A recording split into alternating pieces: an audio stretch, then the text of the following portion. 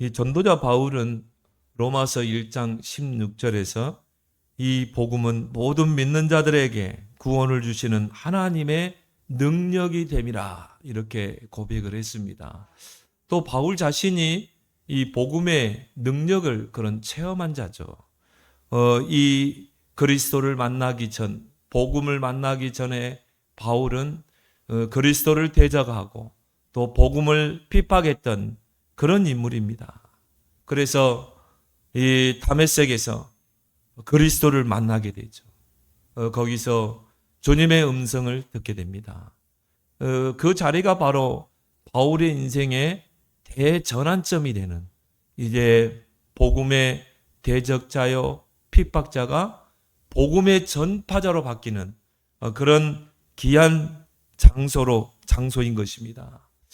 그래서 그 복음을 이제 깨닫게 된 이 바울이 제자들이 예루살렘에 가기를 반대했지만은 바울은 사도행전 20장 24절에 이런 고백을 합니다. 나의 달려갈 길과 주 예수께 받은 이 은혜의 복음을 증거하는 일에는 나의 목숨을 조금도 귀한 것으로 여기지 않는다.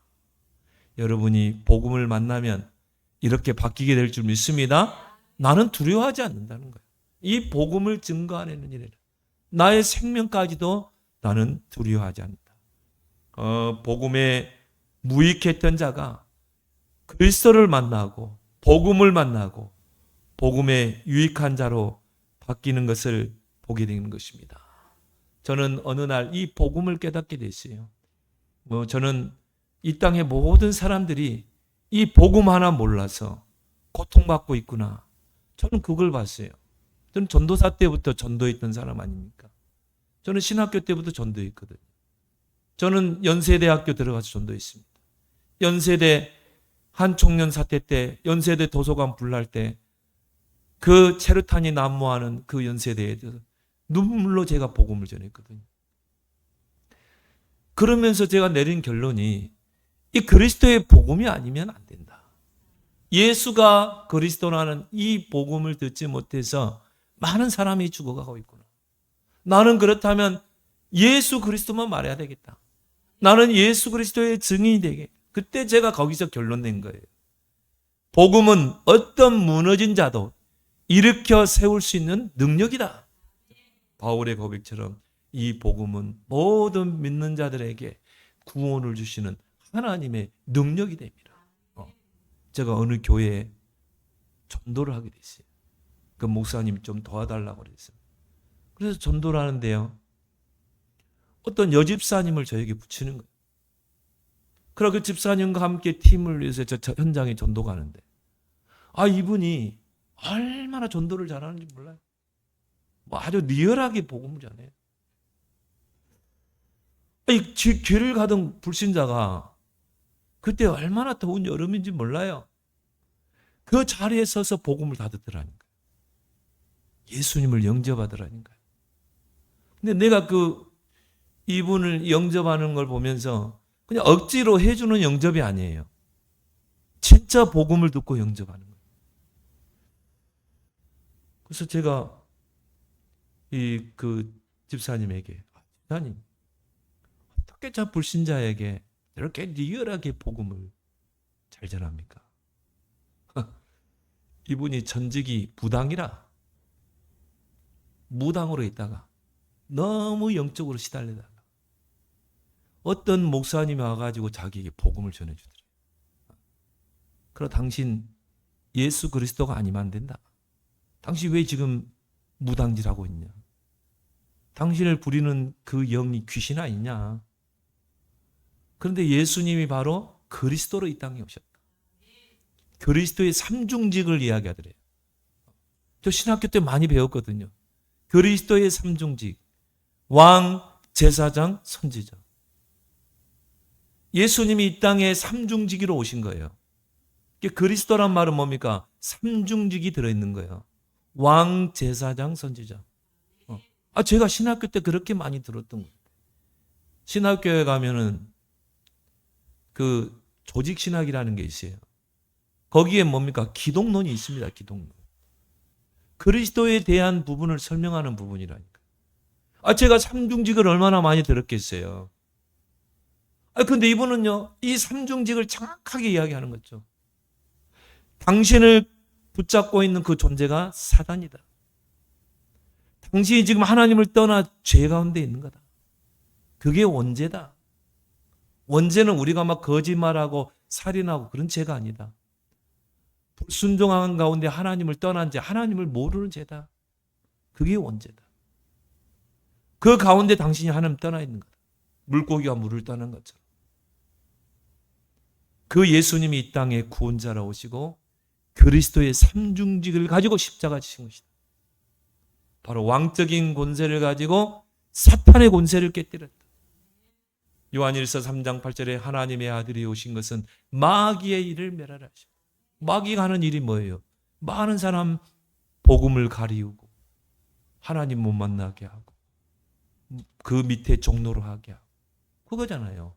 마귀의 일을 멸하라 하시며 왕적인 권세를 가지고 사단을 깨뜨린 거예요. 제사장적인 그 직분을 가지고 십자가를 지심으로 대속의 그 은혜로 우리를 죄와 사망의 법에서 해방시킨 것입니다.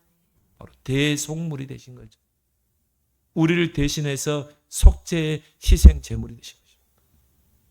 그래서 그리스도 앞에 나오게 되면 모든 죄가 다 사해지고 죄와 사망의 법에서 해방됩니다. 아니, 이 삼중직을 이 불신자에게 전하더라니까. 그리고 하나님 떠난 자들에게 하나님을 알 수 있는 길을 열었다.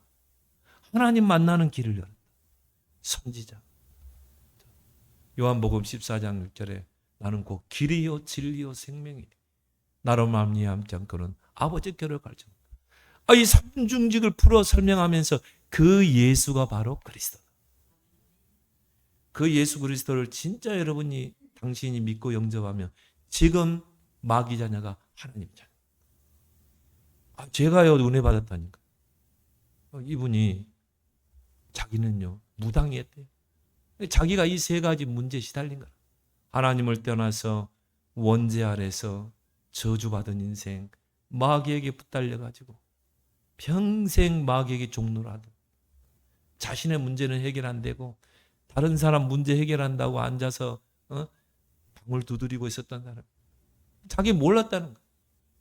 그런데 그 목사님이요 그리스도의 삼중직을 이야기하더라.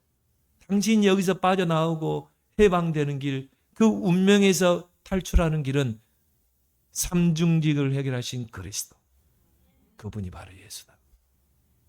자기가 그때 예수님을 영접했대. 얼마나 무당들이 시달립니까? 그때부터 자기를 잡고 있는 어두운 세력이 떠나갑니다. 이분이 불신자에게 전도하고 있더라는 거예요. 그때 제가 내린 결론이에요. 그래, 복음은 어떤 무너진 인생도 일으켜 세우는 능력이다. 제가 그때 결론을 딱 내렸어요. 나는 복음만 말하겠다. 나는 예수가 그리스도, 이 복음만 말하겠다. 나는 강단에 서서 예수가 그리스도입니다. 삼중직의 일을 직분을 가지고 이 땅에 오시고 삼중직을 통해서 사탄의 권세를 깨뜨리고 죄와 사망의 법에서 해방시키시고 하나님 만나는 길을 여셨습니다. 여러분, 복음이 뭡니까? 예수가 그리스도다, 이거 아닙니까? 그래서 사도행전 5장 42절에 초대교회는 저희가 날마다 성전에 있든지 집에 있든지 예수가 그리스도라 가르치기와 전도하기를 그치지 아니하니라. 그리스도의 제자가 된 것입니다. 그리스도의 증인된 것입니다. 여러분이 바로 예수 그리스도의 증인되길 바랍니다. 그러면요, 어떤 무익한 자도 복음의 유익한 자로 바뀔 줄 믿습니다. 이 무익한 자였으나 유익한 자가 된 또 다른 성경 인물이 있습니다. 마가라는 인물입니다. 마가는 온실에서 자란 그런 화초와 같은 그런 자예요. 레이지파 출신입니다. 일찍 아버지를 잃고 편모스라에서 성장을 했습니다. 그래서 이 마가의 어머니는 그 아들 마가를요 믿음 안에서 잘 키웠어요. 근데 이 마가의 어머니 마리아는 상당한 재력가 있습니다. 그래서 어느 정도 재력가했냐? 성인 120여 명이 들어와서 모일 수 있는 그런 다락을 가진 그런 큰 저택을 가진 그런 인물이었어요. 저는 성지순례를 가보지 않았지만 그 성지순례 가면 마가 다락방이 있대요. 120명 이상이 모였다니까요. 그 장소에 이제 성령이 임하게 되죠. 거기에서 초대교회가 시작되죠. 이런 부유한 가정에서 자라다 보니까요, 이런 세상의 어려움을 전혀 겪어보지 못했어요. 한마디로 유약한 자입니다. 마가는 어릴 때부터 믿음이 독실한 그 어머니의 기도 속에서 신앙의 지도를 받고 영적으로 성장한 인물입니다. 그러다가 어느 날 이 어머니 마리아와 함께 예수님의 그 하나님 나라의 복음을 듣게 된 것입니다. 그 복음을 듣게 되고 이제 제자의 삶을 살기로 이 마가가 결단한 거예요. 근데 마가복음 14장에 보면 예수님께서 겟세마네 동산에서 이제 군병들에게 붙잡히게 되죠. 그때 제자들이 막 도망을 합니다. 그때 거기에 보면은 헌 이불을 덮어 쓰고 있다가 그것을 버리고 벗은 몸으로 도망간 한 청년이 있었어요. 그 청년이 바로 이 마가라. 이게 얼마나 두려웠으면 그냥 벗은 몸으로 도망갔다. 마가복음 14장 51절 52절에 보니까 한 청년이 벗은 몸에 배 혼이불을 두르고 예수를 따라가다가 무리에게 잡힘에 배 혼이불을 버리고 벗은 몸으로 도망가죠. 이렇듯 마가는 어려움을 전혀 겪어보지 못한 그런 겁 많은 그런 하나의 청년이었습니다. 이 바울 선교팀이 사도행전 13장에 보면 이제 선교 여행을 떠나게 됩니다. 5인 1조 팀이 구성되죠. 그리고 바나바와 바울과 또 한 5명의 이런 선교팀이 구성되어서 1차 선교 여행을 떠나게 되는데 거기에 마가가 함께 합류하게 됩니다. 거기에는 이제 바나바와의 그럼 아마 영향력이 역할이 있었을 것입니다. 그런데 이 선교 여정은 그렇게 순조롭지 않는 그런 여정입니다. 그때는 초여름이라 무더위에 전염병이 기승을 부리는 때였어요. 그리고 모든 선교 여정을 다 도보로 걸어서 행진해요. 그때는 뭐 비행기가 있겠습니까? 뭐 자동차가 있겠습니까? 순전히 걸어서 진행하는 겁니다. 그리고 험난한 그 지형을 오르내리는데 거기에서 강도들과 또 산적대들에게 또 붙잡히기도 하고 그런 위험이 도사리고 있는 그런 선교 여행이에요. 지금처럼 그렇게 생각하면 안 돼요. 저도 이렇게 스리랑카 한 지역에 깊은 오지의 정글지대 거기를 들어가는데요. 와, 차가 막 이렇게 구불구불구불 올라가는데 거기서 뭐 죄송합니다. 구토하고 목사님들과 같이 가는데요. 얼마나 힘들었는지 몰라요. 다 안전히 거기까지 가는 동안에 다 지쳐버린 거예요. 근데 그때는 뭐 차가 있겠습니까? 우리는 그래도 차로 갔지만 그런 험난한 여정이 바로 선교의 여정인 것입니다. 그래서 고린도후서 11장에 보면 바울이 그런 선교 여행을 떠나면서 많은 어려움들을 이야기하죠. 강도의 위험을 당하고 또 강의 위협을 당하고 굶주리고 헐벗고 유대인들에게 붙잡혀 가지고 40에 하나를 감한 39대 또 3번 태장으로 맞고 그 선교의 여정이 그렇게 쉽겠습니까? 근데 그 유약한 마가가 거기에 합류했던 것입니다. 그 마가는 힘든 선교 여정을 이겨내지 못하고 중도에 포기하게 됩니다. 그리고 집으로 돌아와 버린 거예요. 바울이 이 선교팀을 꾸리는데요. 각자의 역할이 다 있었을 거 아니겠습니까? 그렇겠죠. 마가에게도 뭔가 그가 선교 여행에 뭔가 역할이 있었을 거예요. 그 역할이 주어졌을 것입니다. 그 마가가 중도에 포기함으로 이 선교 여행에 큰 차질이 생기게 된 것입니다. 이게 이제 나중에 바나바와 바울의 그런 분쟁, 다툼의 하나의 불씨가 되죠. 바나바는 마가와 인척 관계 속에 있었던 것입니다. 그래서 골로새 4장 10절에 바나바의 생질, 마가를 바울이 거론할 때 바나바의 생질. 그래서 많은 신학자들이 아마 사촌 동생이었을 것이다. 이렇게 추측을 합니다. 하여튼 인적 관계에 있었죠. 그런 중도에 포기했던 마가인데 이제 2차 선교 여행을 또 떠나게 됩니다. 그때 이제 바나바가 바울에게 저 마가에게 한 번 더 기회를 주자. 1차 때는 너무 힘들어서 돌아왔지만 이제 그게 하나의 한 상경험이 됐을 것이다. 이번 2차 선교 여행 때도 저 마가에게 한 번 더 기회를 주자고 제안을 하게 됩니다. 거기에 바울은 단호하게 반대를 하게 되죠. 당시의 선교 여행은 지금과 같은 그런 선교 여행이 아닙니다. 생과 사를 넘나드는 그런 중요한 여정이었던 거예요. 그래서 어려움과 고난을 극복하지 못하고 중도에 포기하고 돌아와 버린 그 마가를 데리고 간다는 것은 오히려 선교의 짐이 될 수밖에 없었던 것입니다. 그래서 바울은 아직은 마가가 좀 더 연단을 받고 영적 성장이 필요하다는 거죠. 그때까지 좀 기다리다는 거죠. 근데 바나바는 뭡니까? 데려가자는 것이죠. 그 일로 인해서 바나바와 바울이 크게 다투게 됩니다. 사도행전 15장 39절에 보면 서로 심히 다투어 피차 갈라서니 심히 다퉜다는 어떤 표현이 나와 있어요. 아마 막 바나바는 마가를 데리고 가겠다. 바울은 안 된다. 아주 큰 언쟁이 있었던 것 같아요. 그래서 결국은 그 선교팀이 갈라지게 됩니다.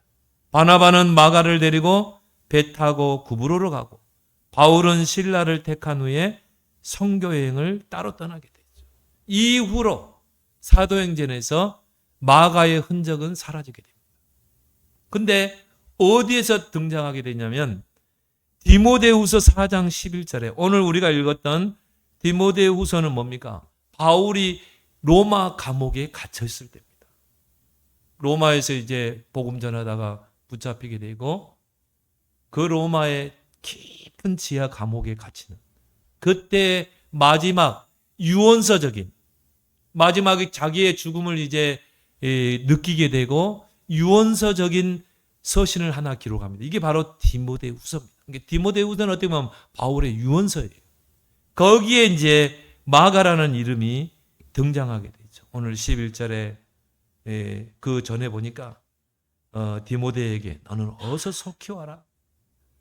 제자들이 다 떠났다는 거죠. 대만은 세상을 사랑하여 나를 버리고 데살로니가로 가고 그리스게는 갈라디아로 디도는 달마디아로. 그렇죠? 그 깊은 감옥에 바울과 함께 있는다는 것은 쉽지 않잖아요. 다 떠나버린 거예요. 나는 제자야. 나는 바울 선생의 오른팔이 되겠습니다. 나는 바울의 선생의 왼팔이 되겠습니다. 다 떠나버리고 누구만 남으세요? 의사 누가. 주치, 바울의 주치 의사 누가만 남은 거예요. 그 서신에 바울이 디모데에게 네가 올 때 마가를 데리고 오라. 그가 나의 일에 유익하니라. 처음엔 어떤 인물이었어요? 복음에 무익한 자였거든요. 선교 여행에 큰 차질을 가져온 인물입니다. 그런데 오늘 여기는 뭐라 나왔습니까? 그가 나의 일에 유익한 자니라. 로마 감옥에 갇힌 바울에게는 이 마가가 절대적으로 필요했던 거예요. 왜 그렇습니까? 마가는 로마어를 할 수 있는 자예요. 근데 지금 바울은 어디에 갇혔어요? 로마의 감옥에 갇혔죠. 그럼 바울은 거기에 대한 변론을 해야 되죠. 때로는 법정에도 서야 되겠죠. 가이사 앞에 서야 되겠죠. 법정에. 그러면 그거를 통역해 줄 사람이 필요하잖아요. 누구겠습니까? 바로 마가인 것입니다. 그래서 바울에게는 이 마가가 절대적으로 필요한 것입니다. 그래서 그가 나의 일에 유익하니라 말하고 있는 것입니다. 바울에게 마가는 무익한 자였으나 후에 이 복음에 유익한 자가 된 것입니다. 그래서 그런 말 있죠. 천국에는 쓰레기통이 없다. 이렇게 교회에 보면요, 정말 교회를 위해서 헌신하고 또 목사님을 도와서 교회를 하고, 부교육자 때 보니까 그런 믿음 있는 성도도 있지만요. 근데 보면은 교회 와서 무리를 일으키고 자꾸 문제를 일으키고 교회 안에서 성도들 간에 불협화음을 일으키고 그런 교인들이 있더라니까요. 그것 때문에 목사님이 굉장히 힘들어하더라고요. 근데 이런 분들이요, 나중에 보니까 제가 이제 그 교회를 나오게 되고 제가 지금 이제 담임으로서 몇 년 후에 10년 후에 가보니까 다 제자로 세우고 완전히 목사님의 오른팔 왼팔이에요. 그렇구나. 처음에는 정말 교회에 손해를 끼치고 그 교인 때문에 많이 나갔다니까요. 얼마나 교인들을 힘들겠는가. 그런데 목사는 나가라 할 수 없잖아요. 그 성도를 놓고 기도할 수밖에 없죠.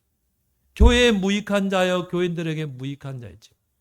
나중에 보니까 10년이 지나고 오니까 제자로 세워 있더라 이 말이죠. 교회 안에 있는 그런 연약한 교인들을 우리는 기다려주는 그런 여유가 우리에게 필요한 것입니다. 지금은 무익한 자고 지금은 교회에 아무 도움이 되지 않지만 후에는 복음으로 세워지면 유익한 자로 바뀌게 될 줄 믿습니다. 그래서 우리는 기다리는 것입니다. 그래서 우리는 기도로 섬기는 것입니다. 특히 새가족들은 연약합니다. 어린아이의 신앙입니다. 여러분, 젖먹이 갓난아기를 네 스스로 밥 먹어 숟가락 쥐어주면 먹습니까? 못 먹어요. 엄마가 24시간 돌봐야 돼. 젖을 물려줘야 되고요. 젖병을 물려줘야 되고 기저귀도 갈아줘야 되고 또 씻겨줘야 되고 그게 갓난아기라. 새가족들은요, 이런 어떻게 보면 새롭게 태어났잖아요. 어떻게 보면 어린 신앙입니다. 우리의 섬김이 많이 필요합니다. 근데 예수님이 뭐라고 그러세요? 처음 된 자가 나중되고 나중된 자가 처음 될 자가 많으니라.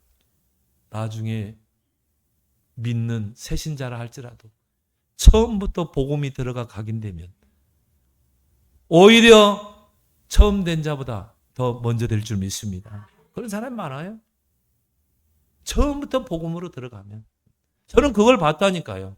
아니 무당이 전도자가 됐더라니까요. 얼마나 전도를 잘하는 거예요. 이 사람은 두려움이 없어요. 왜? 영적 세계를 다 봤잖아요. 그러니까 불신자에게 자신 있게 복음을 전하는 거야. 어떻게 보면 자기 인생의 스토리라. 내가 하나님 떠나서 마귀에게 시달렸어. 내가 이런 저주 재앙 가운데 살았어. 내가 이런 영적 문제로 시달린 거야. 너도 그 그리스도를 만나면 오늘 해방될 거야. 그렇죠? 오히려 새가족이 복음이 들어가게 되면 복음이 각인 뿌리 체질 내리고 그 복음이 삶이 되면 큰 일을 하게 될 줄 믿습니다. 저는요, 이렇게 새가족들 딱 보면서 일당백이다. 앞으로 대전도자가 앉아 계시네. 새가족을 잘 섬겨야 되겠고. 그래서 저는 되도록이면 강단에 설 때 다른 거 강조하지 않습니다. 오직 복음만 강조하려고 했습니다. 왜? 저는 전도자 아닙니까? 저는 신학교 때부터 전도를 했잖아요. 저 무당들 많이 만나서 전도했습니다. 저는 스님도 만나서 전도했어요. 결국은 뭡니까? 그리스도가 필요한 거예요. 천년고찰 항림사 주지 만나서 그랬어요. 스님 그리스도 필요합니다. 스님 구원받아야 됩니다. 그 주지가 저에게 그래요. 이 양반이 남의 안방에 와서 예수 믿으라 한다고. 남의 안방에 와서 예수 믿으라는 게 스님 그리스도 필요합니다. 그 비우고 그거 아무 소용없습니다. 그 머리 깎고 산에 가서 아무 인생의 답이 나오던가요?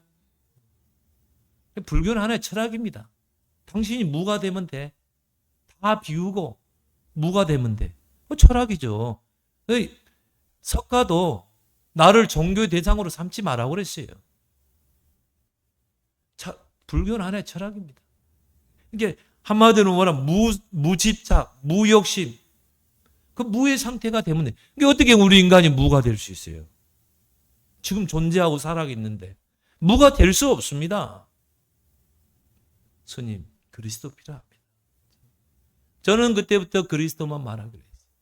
저는 강단에 서서 그리스도만 강조하기로 했어요. 두 번째로 최초의 교회가 시작된 마가의 다락방입니다. 이 마가의 집 다락방은 예수님과 제자들이 모여서 최후의 만찬을 나눴던 곳입니다. 바로 그곳에서 예수님이 제자들과 유월절 예식을 하죠. 제자들에게 떡을 떼주시면서 받아 먹으라. 이것은 내 몸이니라. 또 포도주 잔을 주시면서 너희가 이것을 마시라.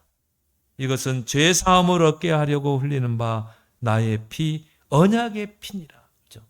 떡을 떼고 포도주 잔을 나누면서 새 언약을 체결한 것입니다. 구언약, 구약에 있는 언약이 아니라 이 말이에요.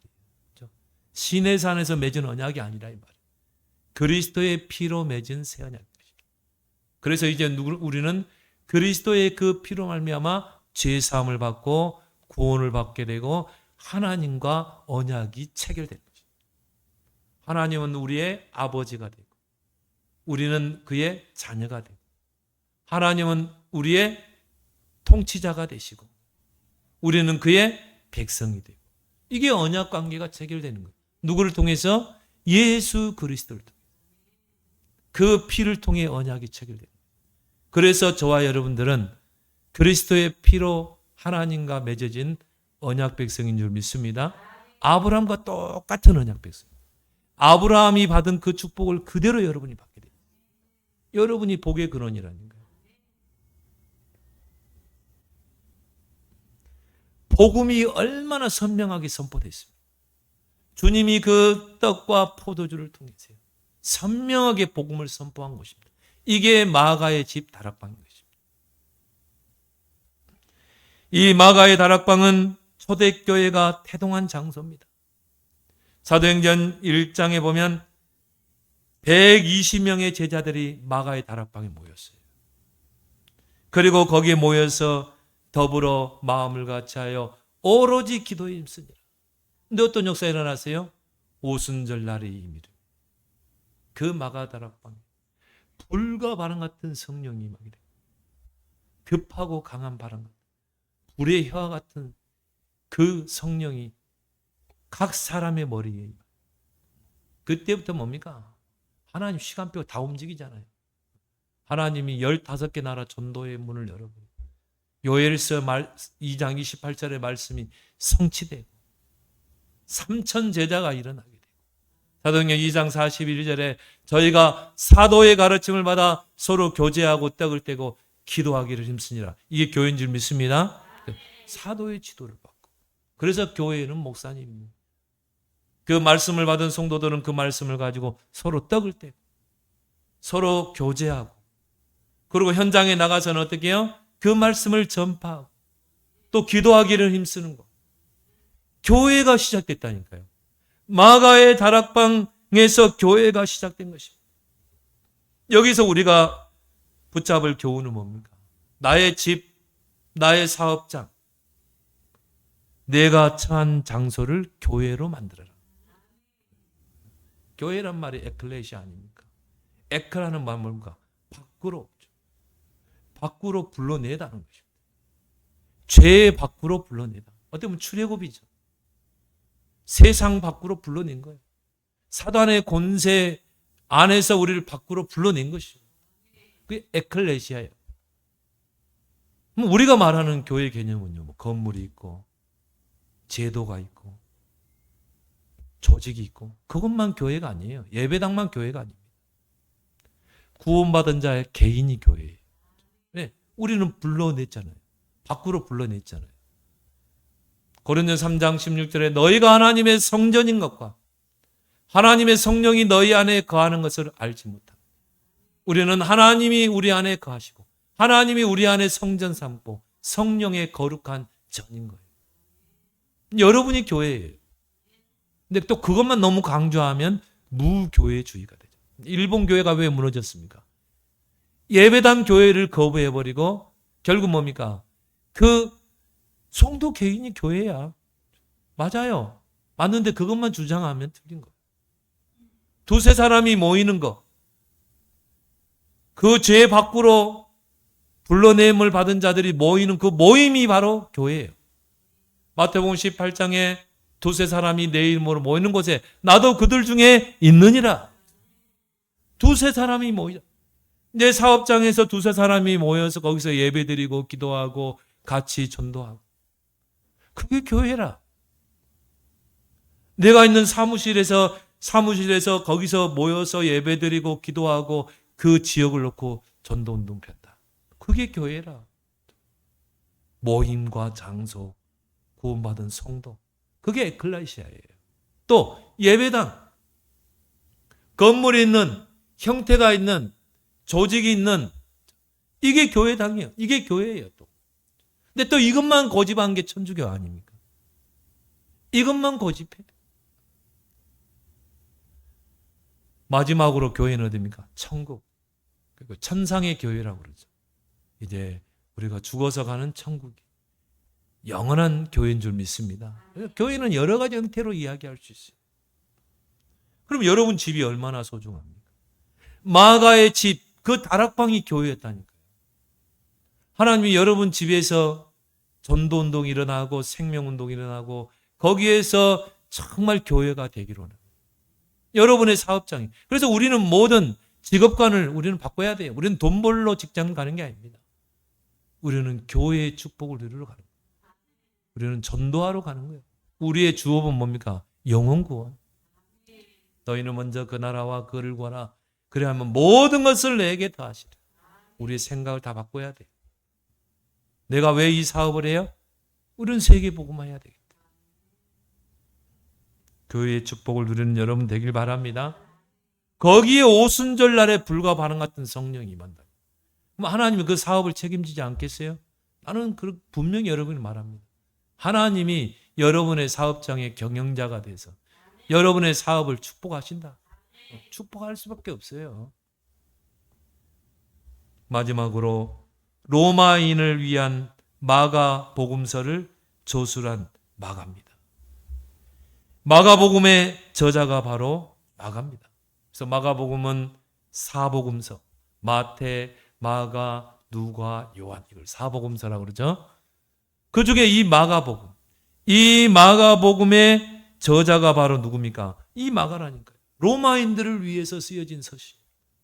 로마인들에게 바로 예수님의 행적과 그 예수님이 선포하신 그 복음의 내용을 전달하기 위해서 마가복음서를 조술한 것입니다. 그래서 이 마가는 전도자 바울에게는 복음의 동역자였어요. 그리고 베드로에게 있어서는 아들과 같은 존재였어요. 그래서 베드로전서 5장 13절에 베드로는 그 마가를 내 아들 그랬어요. 내 아들. 그 베드로와 동행하면서 통역자의 역할을 합니다. 그리고 동역자의 역할을 합니다. 바울을 섬겼고 베드로를 섬겼고 로마어를 잘하니까 베드로가 결국은 로마까지 가서 복음을 전하잖아요. 로마 교회 지도자가 됐죠. 그래서 베드로를 따라다니면서 통역관의 역할을 한 겁니다. 또 동역자의 역할을 한 것입니다. 그러면서 그 베드로로 하여금 예수님의 그 행적과 예수님이 하신 말씀을 자세히 듣고 기록으로 남겼어요. 그리고 로마인들에게 서신으로 전달하게 됩니다. 이게 성경 속에 들어왔다니까. 이게 바로 우리가 읽고 있는 마가복음서입니다. 많은 사람들이 마가복음서를 읽고 구원을 받는 것입니다. 설에 의하면 마가는 훗날 알렉산드리아 교회의 창시자가 됩니다. 그리고 그 교회의 감독이 됩니다. 노년에 이집트에 머물면서 복음을 전하다가 붙잡혀서 화형을 당하게 되고 순교를 당하게 됩니다. 이 복음에 무익했던 이 마가는 복음을 만나게 되고 또 전도자를 만난 후 복음의 큰 유익을 남기는, 복음의 큰 유익을 가져다 준 자가 된 것입니다. 지금까지도 그 이름이 남아있잖아요. 지금까지도 그 이름을 남아서 오늘 우리가 마가에 대해서 이야기하고 있잖아요. 기념비입니다. 여러분이 바로 그 복음 안에서 복음의 유익한 자, 정말 복음의 그 기념비를 남기는 여러분 되기를 예수 그리스도로 축원합니다. 하나님 은혜를 고맙고 감사합니다. 복음의 무익한 자였으나 복음을 만나고 전도자를 만나 복음의 유익한 자가 되었던 마가와 같이 이제 오직 복음 안에서 이 복음을 전달하고 복음으로 무너진 자를 세우는 복음의 유익한 자, 교회를 세우는 유익한 자가 되고 또 그 마가의 그 집이 오순절의 역사가 일어나고 교회가 세워지는 그런 장소가 되었듯이 우리 성도들의 집과 사업장과 모든 장소가 교회가 되는 하나님의 임재 현장, 생명운동의 현장이 되게 하여 주시옵소서. 그래서 복음의 큰 유익을 남기고 기념비로 남기는 그런 주의 백성들 다 되게 해 주옵소서. 예수 그리스도 이름으로 기도합나이다. 아멘.